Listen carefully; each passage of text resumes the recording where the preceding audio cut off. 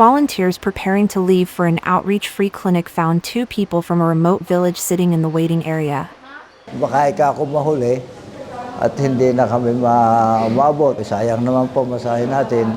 Kaya sabi ko din sa akin po, di umalis na tayo ng Sabado ng hapon. The CGI Center arranged temporary lodging for them. The next day, Nello underwent a series of tests. Doctors diagnosed him with myopic maculopathy.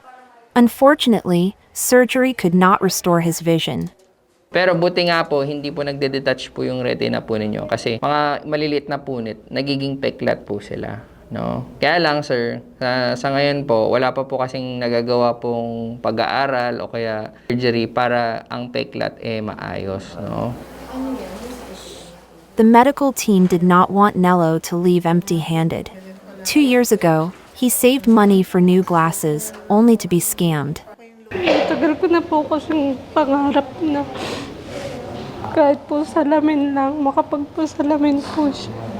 Papunta lang dito, it costs a lot of money considering he is a farmer. So maliit lang ang kinikita niyan. For him to travel here, more or less mangungutang pa sila. So it's better that magkano lang naman yung salamin eh.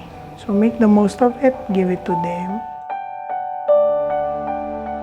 3 weeks later, the CGI Center shipped glasses to Mindoro. In a photo from the field, Nello beams with joy. ITV reports.